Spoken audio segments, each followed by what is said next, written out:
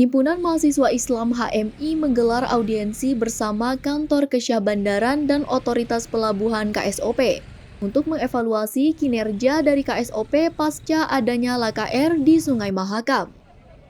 Evaluasi kinerja ini terkait pengawasan, keselamatan, dan keamanan pelayaran. Salah satunya kapal Mulia Mandiri 07 yang karam di perairan Sungai Mahakam, lebih tepatnya di bawah Jembatan Mahkota 2. Mulai tahun 2015, kapal Mulia Mandiri diduga tidak memiliki izin berlayar hingga sekarang. Namun kejelasan status izin perusahaan yang menaungi kapal tersebut masih dalam proses investigasi pihak berwajib.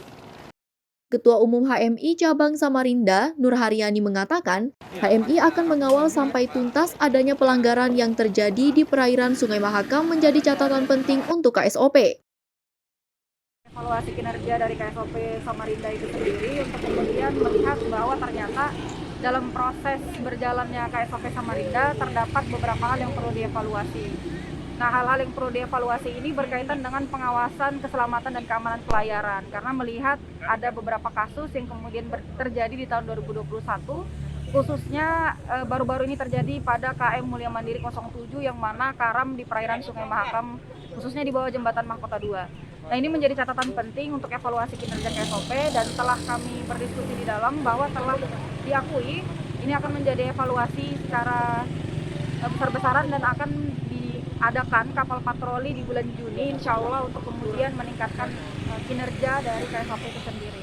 Kalau dari teman-teman HMI Cabang Samarinda untuk pencapaian kasus tentu kita akan kawal sampai tuntas juga, melihat bahwasannya ternyata kapal bermuatan CPO ini pasti memiliki perusahaan yang kemudian bertanggung jawab di atasnya. Maka sudah seharusnya dari kemudian perusahaan ini juga dikenakan sanksi, mengingat bahwa ia juga mendukung aktivitas ilegal dari kapal Mulia Mandiri itu sendiri. Ditambah lagi kita juga masih mencari tahu apakah dari kapal Mulia Mandiri 07 ini atau PT yang menaunginya itu memiliki izin kemudian untuk usaha di perairan Sungai Mahakam. Karena jika memang didapati tidak memiliki izin untuk kemudian mengusahakan jasa angkutan kapal Mulia Mandiri seperti itu, ini akan menjadi catatan penting. Dari penyampaian dari KSOP itu sendiri tadi mengatakan bahwa dari kapal yang kemudian dioperasikan saat ini memang tidak memiliki izin sejak tahun 2015. Dan ini menjadi catatan penting bagi mereka untuk melihat bahwa pelanggaran-pelanggaran yang terjadi di perairan ini menjadi catatan penting untuk evaluasi kinerja mereka ke depannya. Perempuan yang kerap disapa Yani itu berharap agar hasil dari audiensi ini bisa menjadi catatan tersendiri dan evaluasi, khususnya bagi internal KSOP. Muhammad Rafiq, Kaltim, Tara TV, melaporkan.